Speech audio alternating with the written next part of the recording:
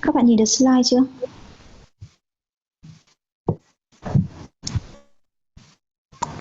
Nhìn thấy rồi ạ. Okay.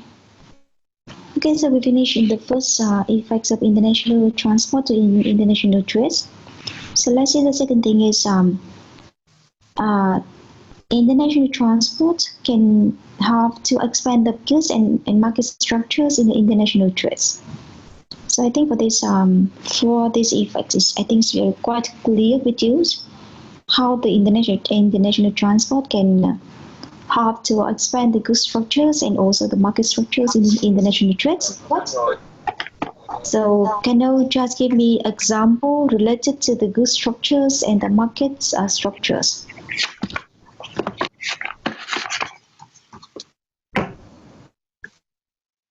Are you clear with my questions? So in my slide, I have shown you how the international transport can help to expand the goods structures and market mechanisms in international trade. So can you give me an example, two examples related to that kind of opinions, the effects of international transport to goods structures and market structures? Example, please.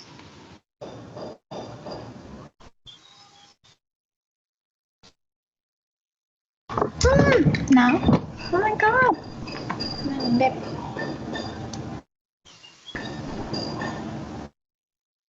I think this is very, very simple. You can take any example related to the effects of international transport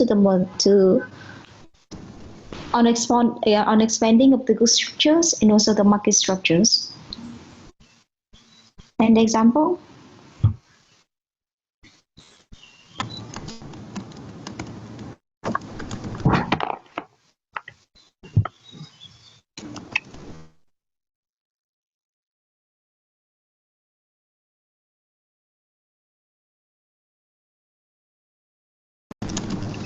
Raise your voice, please.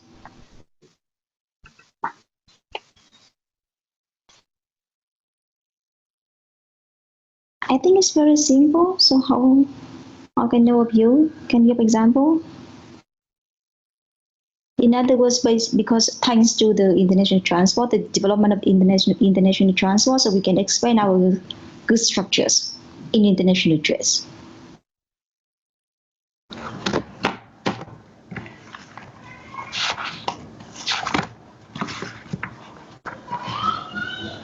An example from you?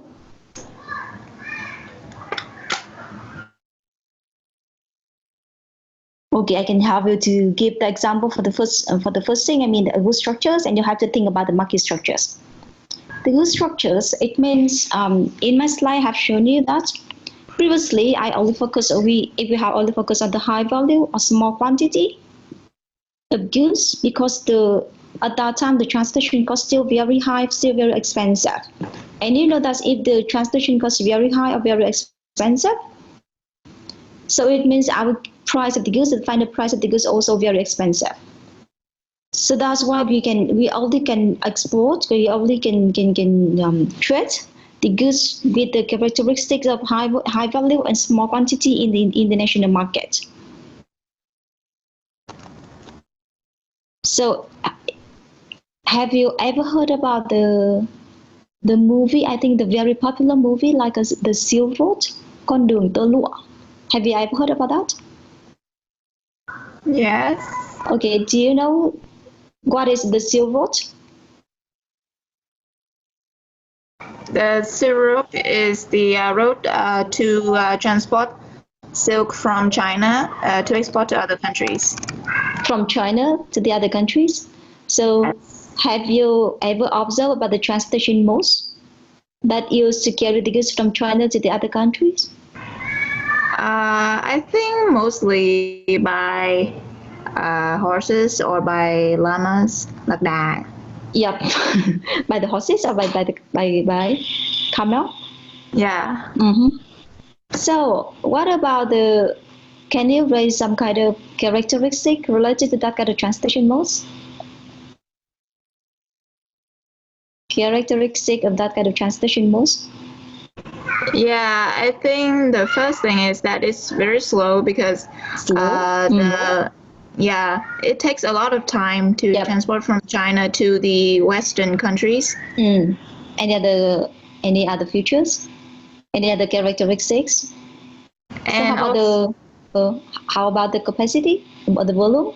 yeah, the volume is small. They can Small. only transport a small quantity each time for each Mm. order.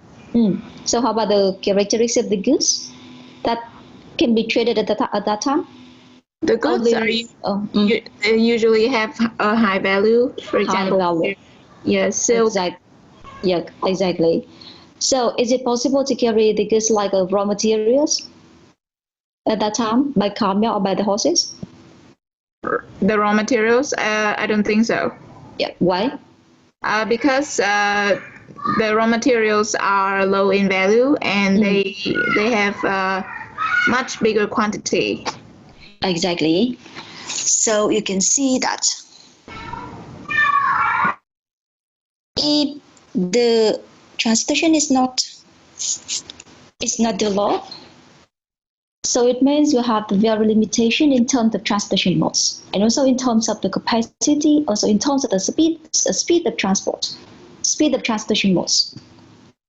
So previously, because we only have such kind of very kind of the initial transportation modes, but nowadays we have more modern transportation modes, like we have air freight forwarding. It means we use airplanes. We use the sea freight. It means we use ships or the vessel to carry the goods. So it means we can take the advantage of the very big capacity, big volume from the maritime transportation, and also we can take advantage of the very high speed of the air freight, for example. So now we can combine between the different kind of transportation modes. So that's why from the high volume and small quantity in terms of the goods structures, so now we can trade any kind of goods in international trades, in the international market. So that's about the changes in the goods structures in the international market, thanks to the development of international transport. And of course, we also think, how about the example? Can you give me an example in terms of the changing in the market structures or market mechanism? Also due to the development of international transport. May I? Yep, sure. Yep. So, like when in the past, when the transportation cost is still high and the transportation mode are not advanced, we can only trade with markets with country which are near in terms of geographically. So, like from Vietnam, export to Laos or Cambodia, China, but we Exactly. cannot trade with other countries like USA or European country. Exactly. Yeah. Okay. So you can see that I think the changes in the market structures is very clear, quite clear with our countries. And also not only international transport, but also for the domestic transport. So you can see that thanks to the development of transport, especially for the air freight, I mean, we can use the airplane to carry the goods from this area to that area, from this region to that region. So many type of goods like from like maybe the perishable goods like maybe like a fresh flour, of fresh vegetable. So previously we can only use in the maybe one regions or the neighbor regions, but now we can bring that kind of goods to many other areas. So similarly in terms of the countries, so as you mentioned, previously we only trading with the neighbor countries like China's, like Laos, like Cambodia, or some countries in the Southeast Asia's areas. But now we can export the goods and also we can import the goods to any countries and from any country in the world. So that's the I think the development generally speaking, the development of transportations, international transportation can help to change the whole pictures of international trades all over the world. So last but not least is about the effects of international transport in order to improve the international balance of payments. So have you ever heard about the international balance of payment? Or in another way, if we mention to international balance of payments, so what should we mention to? What should we talk to? International balance of payment of countries. What is it? International balance of payment. Have you ever heard about that? Can you translate it into Vietnamese? What is the term international balance of payment in Vietnamese? Cán cân thanh toán. Exactly. Cán cân thanh toán quốc tế. So if we, that kind of concept related to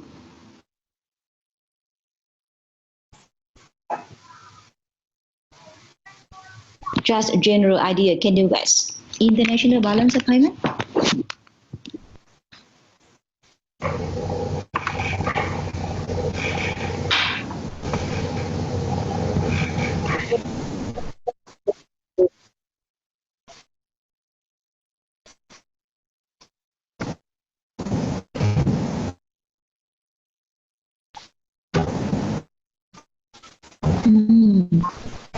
That's one way.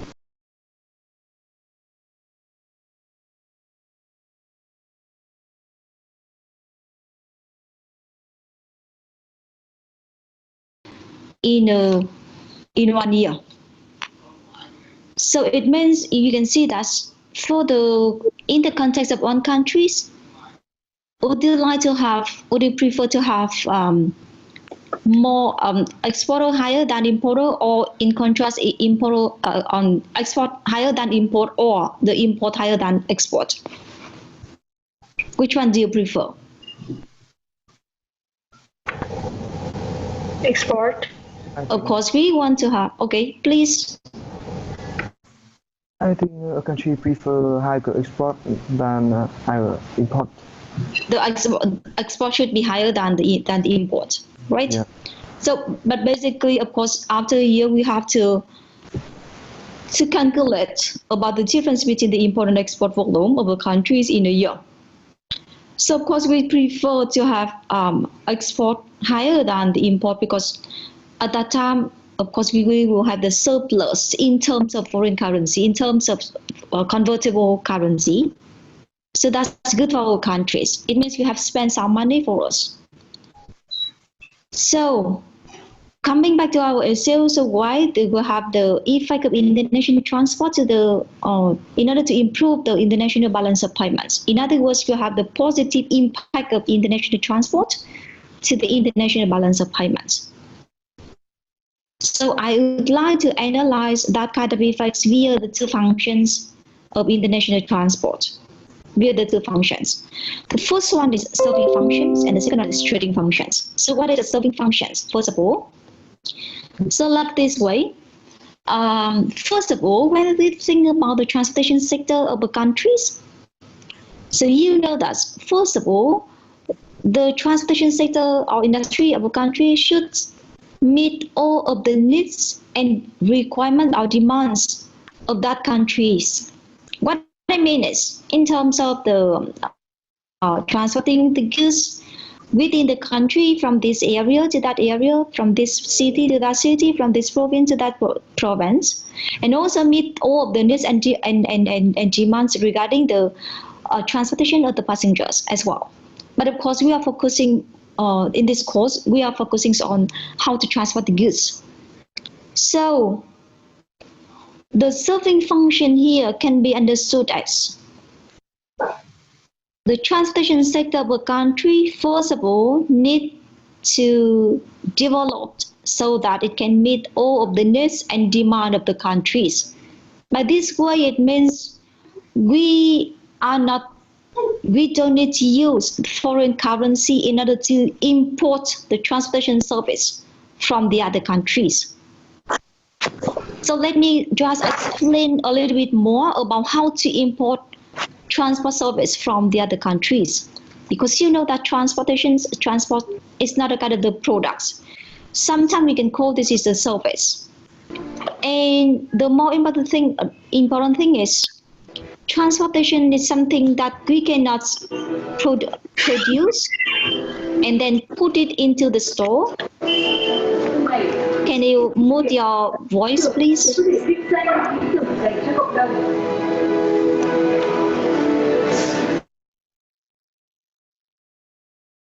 So it means for the transportations, in the transportation industries, we cannot produce the transportation products and put it into the store, into the warehouse, and whenever we need, we can bring it and meet the needs and demands of the market. You cannot do so because it is a kind of the product of the service. So how to import or how to export the transportation service from the other countries, or how to export the transportation service from our countries to the other countries. So if we want to import, if we want to buy the transportation service from the other countries, it means we have to hire transportation mode from the other countries. Sometimes we also need to hire the crew members or maybe the labor force who operate that kind of transportation modes. So if we hire the transportation modes and also the labor force from the other country, of course we have to pay by foreign currency, usually by convertible currency like USD, US dollar, by Japanese yen, or by the other kind of convertible currencies.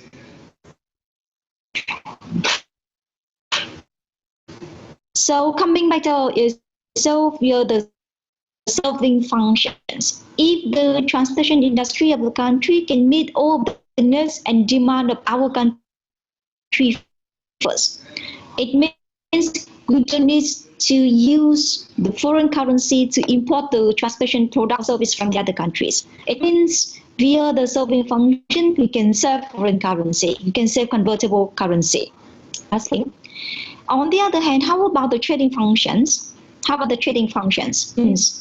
After meet all of the needs and demands of the countries, so of course we still need to have more development in the transportation sector.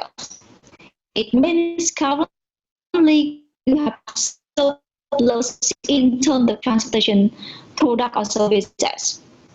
And you think about how to export the transportation, hire our transportation modes, hire our labor force in that industries.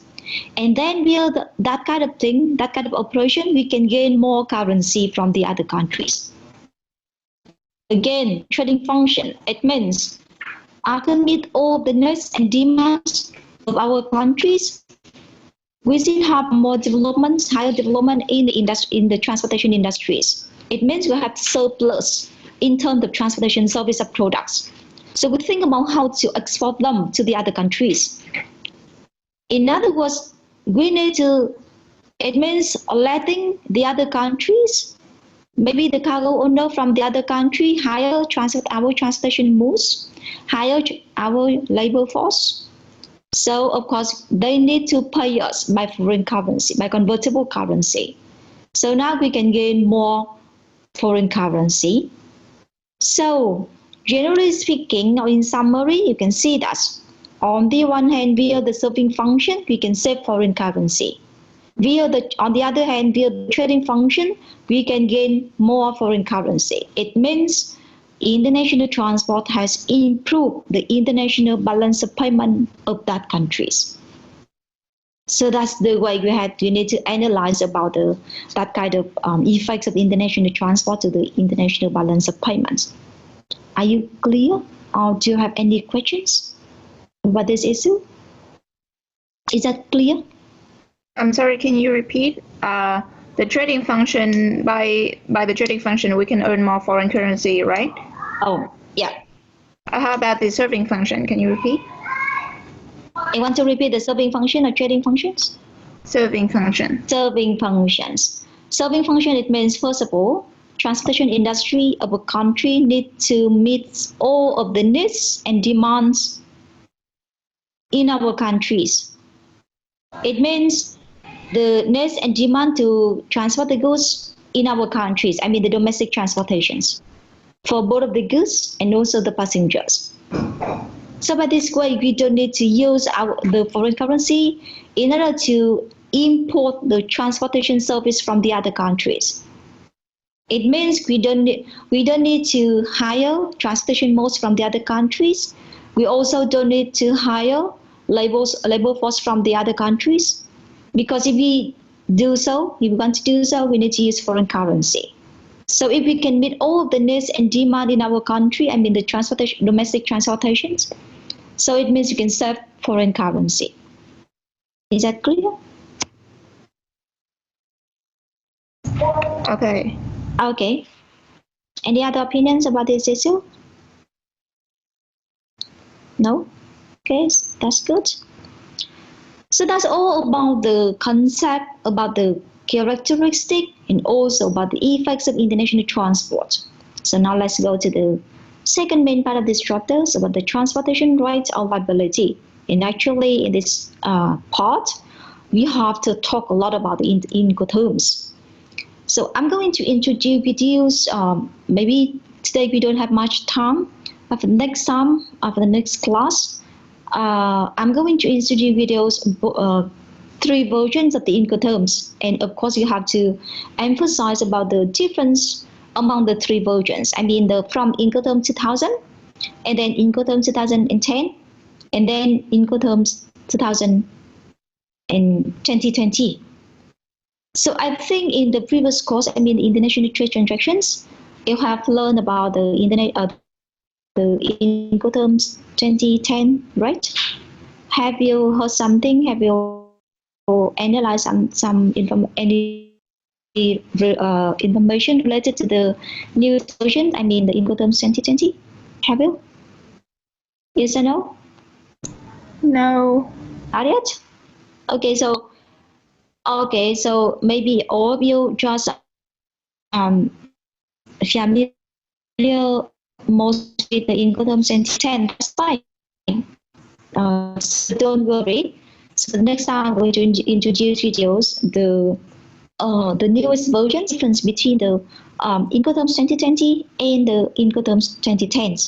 And also we need to come back a little bit to the Incoterm 2000.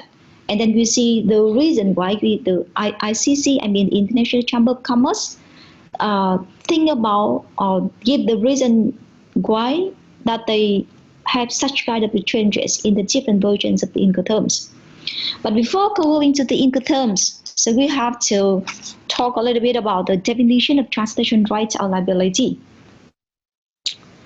So now I think we should come back to the sales contract. To the sales contract first.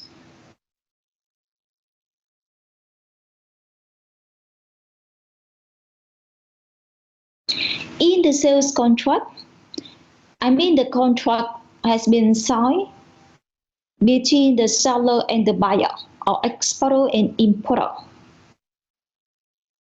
So in that contract, the seller and the buyer, they all agree with all the terms and conditions in the sales contracts. That's why the sales contract has been created.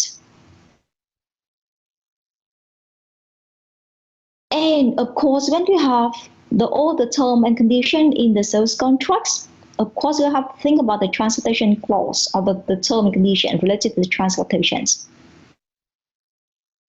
And they have, I mean, the seller and the buyer, or exporter and importer, have to negotiate about one of the very important thing is who will be responsible for the transportations of the goods from the seller premise to the buyer premise.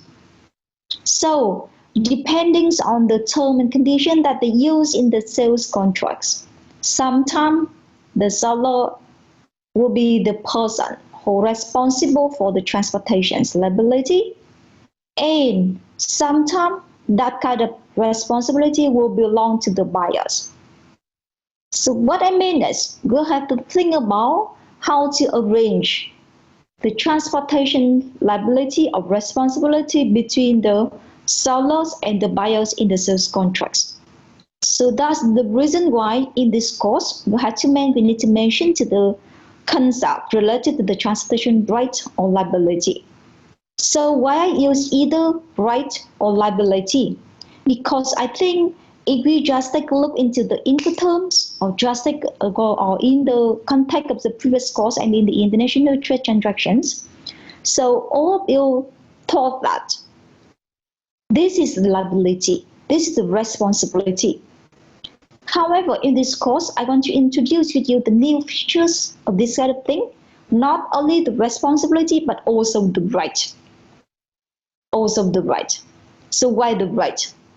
Because actually gaining the translation rights or liability can bring you a lot of benefits. So later on, at the end of these chapters, after we analyze very carefully about the rights and responsibility of each party, I mean the sellers and the buyer in each terms and condition in Incoterms. So we will have a summary related to the benefits that you can have if you gain the translation rights or liability in the sales contract. So first of all, let's go from the definition of translation rights or liability. What is it? This is the rights and obligations. So for the first thing, I want to emphasize with you that translation rights or liability, this is both of the rights and obligations to organize the translation process. So first of all, if you gain the translation rights or liability, so you are the one who have to organize the whole translation process. It means you have to choose which one is the most suitable carrier, what kind of the translation modes that you want to use to carry the goods, what kind of route that you want to use to carry the goods, what are the suitable carriers that you want to deal with, so on and so forth. So first of all, you are the one who have to organize the translation process, and then the second thing is you have to pay the freight.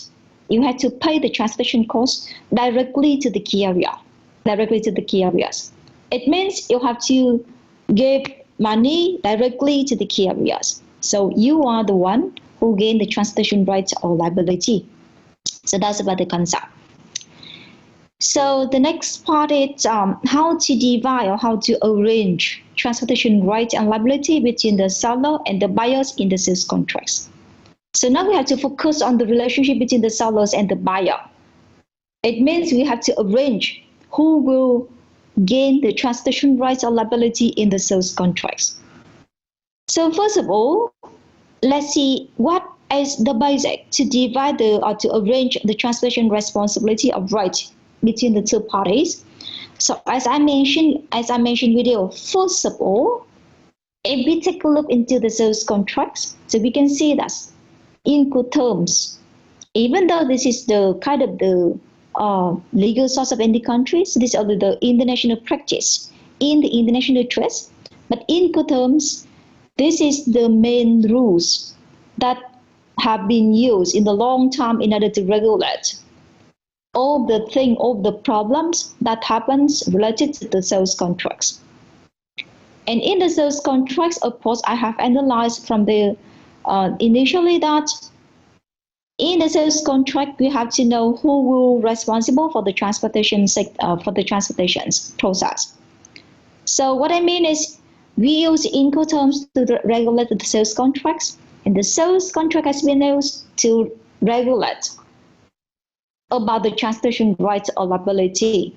So, which means finally, if we want to arrange the translation rights or liability between the seller and the buyer in the sales contract, we have to use Incoterms. We have to use Incoterms. So that's the reason why in this part, the most important thing is you have to understand very well about the different terms and conditions in Incoterms. So first of all, I want you to just review quickly about the rights and the main rights and responsibility of the sellers and the buyers in different terms and conditions. Of course, I will use the most popular one or the most familiar videos, the most familiar version video, I mean Incoterms 2010. So can you list the 11 terms and conditions in Incoterms? 2010? Can you list?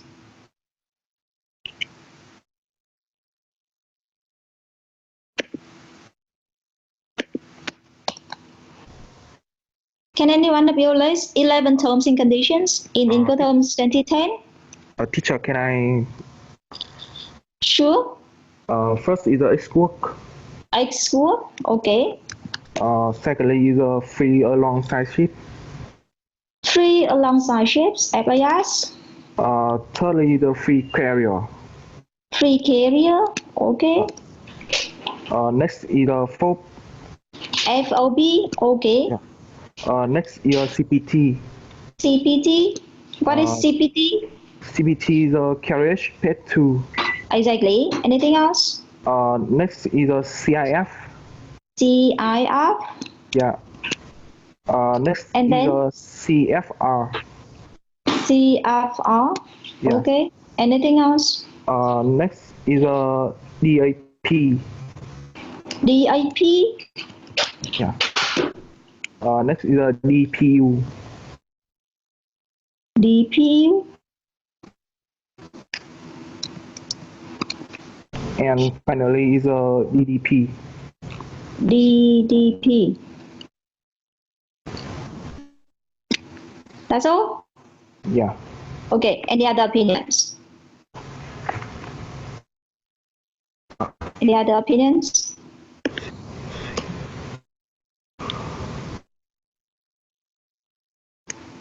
Have you seen my Word file?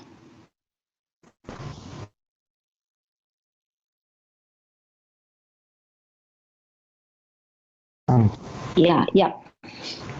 DIP and DPU actually in the other versions. Anything else? How many yet? We miss a CIP. CIP, CPT, of course we should have CIP, exactly. Are you all agree with 11 terms and conditions in Incoterms 2010? Yes. Agree? Agree? Okay. So is it possible now to just review very quickly about the rights and responsibility of the seller and the buyer for the each term and conditions? Can any one of you help me for the X work first? What is X work? And how about the rights and responsibility of the seller and the buyer in the X work? Who know about X work?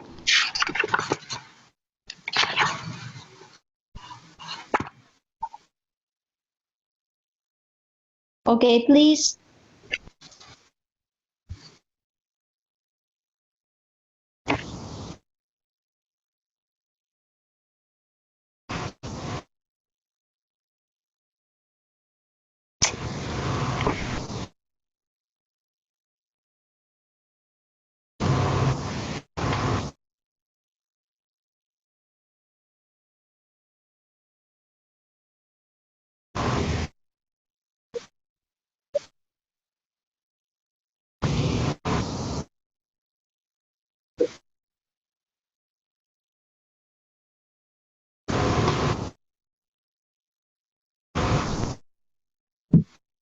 Okay. So what is the main responsibility of the seller?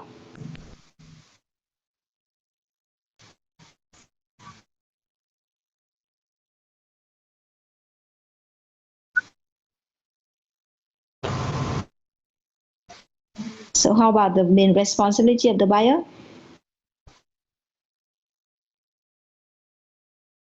How about the main responsibility of the buyer? And any other opinion? Any other one can help?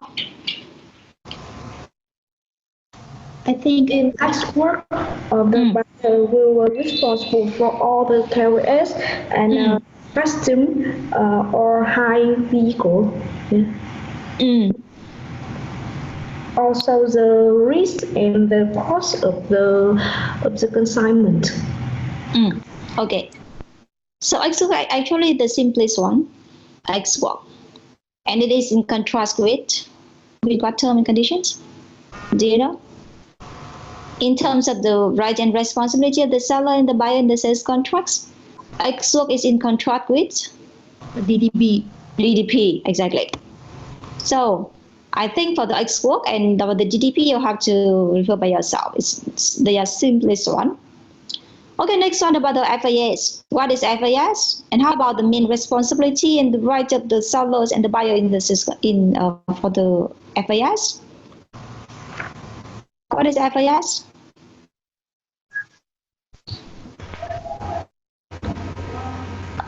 FAS is free alongside ship. So free alongside ship, right?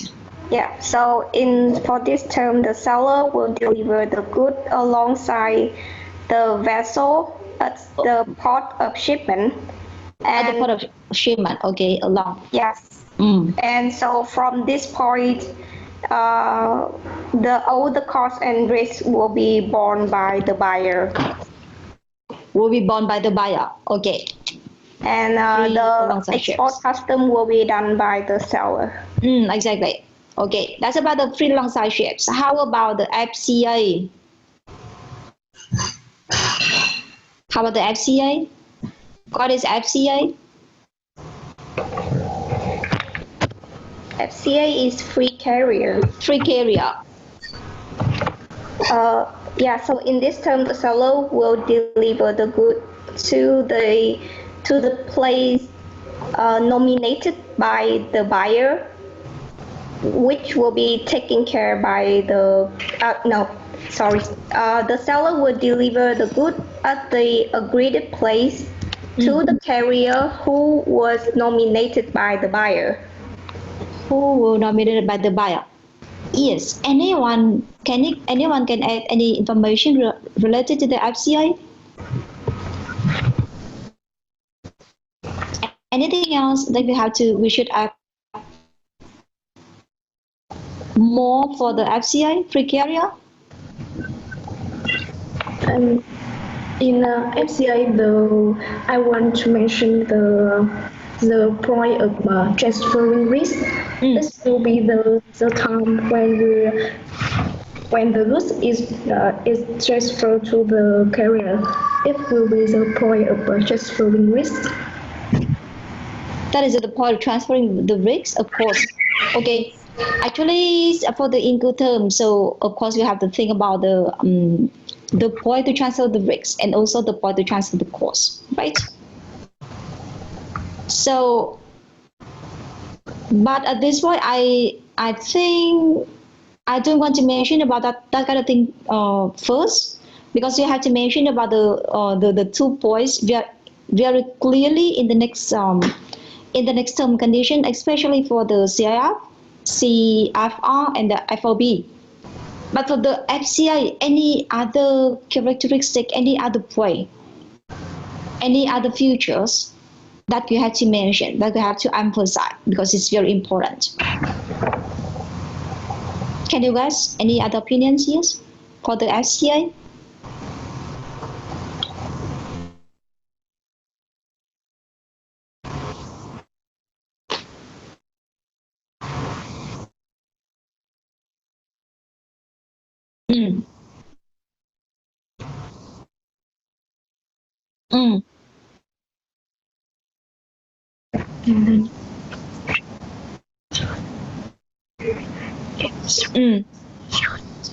Okay, that's fine. So for the FCA, so actually you can divide the FCA into the 2 cases. The first case is if the place of delivery is at the seller premise, so everything's same as export, right? Because actually it's now the seller just stay at their premise, at his premise, and then you are the buyer. You have to take the transaction mode to the seller premise, and then we take the goods. That's precisely if the seller incurs costs under its contract incurred related to unloading. Okay, so please come back to my slide here. And let's take a look into this trust. So even though I use this is the trust that I use for the Incoterms 2000, but actually you can use several terms and conditions in the older versions. I mean the Incoterms 2000s related to the FCA. So what I want to, I just analyze with you that, for example, this is the seller premise. This is the seller premise. So for the FCI, we have two cases. If the point of delivery is at the seller premise, so everything exactly same as actual. But if we have another point in between the seller premise and the port of loading here, to be considered as the point of delivery, so we can see that it is the point of delivery. So in this case, of course, as you mentioned, the responsibility related to the loading would be different. But actually, the other thing, one of the information that I want to add more into the content of the FCA is the seller has the responsibility to deliver the goods to the first carrier, that has been nominated by the buyer. So why we have to emphasize, we need to emphasize to the first carrier, because actually you can see that during the transportation process, so we can have more than one carriers. So for example, for the first transportation sessions tiers, we use trucks, and then the next one we use vessel of the ships. Next one we can use the other, like a truck again, or maybe the railway, or maybe maybe the air freight. So that's why that's very important that we have to emphasize on the first carriers concept for the FCA. So once again, the seller can be seen as complicated his responsibility in the FCA if he has delivered the goods to the first carriers that are assigned by the buyer. That's about the FCA. All right, I think today we don't have time anymore, so please review again for the rest term and condition in the Incoterms 2010. And for the next class, I'm going to introduce with you the difference among the three versions of Incoterms. I mean the version 2000, version 2010, and version 2020. Okay, so should we stop here? Thank you for your listening. Cô ơi, cô có gửi bản mềm của textbook hay là textbook thì hôm trước cô nói rồi nhá, là textbook bằng tiếng Anh thì chúng ta chưa có. Chúng ta chỉ có textbook bằng tiếng Việt. Textbook bằng tiếng Việt thì cái này thì các bạn sẽ phải mua, hoặc là các bạn có thể, về cơ bản thì cô sẽ khuyến khích là dùng sách gốc. Dạ vâng. Thế còn các cái tài liệu mà bản mềm, cái tài liệu nào có thì cô sẽ up lên là class material, thì các bạn cứ check ở trên đó. Đến chương nào thì cô sẽ up cái version bản mềm của các cái tài liệu có liên quan, thì các bạn cứ check ở trên đó nhé. Vâng, thế là cái sách tiếng Việt cũng không có bản mềm đúng không cô? Bởi vì là không, sách tiếng Việt thì phải thì không có bản mềm đâu. Các bạn sẽ bắt buộc là phải tham khảo bản cứng. Vì bọn em ở quê nên là cũng không... cô biết rồi, sẽ hơi khó khăn một chút, thì cô sẽ cố gắng là gửi các cái tài liệu liên quan cho các em để các em đặt theo từng chương một. Cô sẽ không gửi hết tất cả, bởi vì nếu học đến gửi hết tất cả thì các bạn sẽ bị lẫn. Cho nên là đến phần nào thì cô sẽ upload tài liệu lên phần đó để các bạn có thể đọc và theo dõi để cho nó dễ dàng tiếp cận hơn nhé. Vâng, cảm ơn ạ. Chào cô ạ. Chào các em. Chào cô.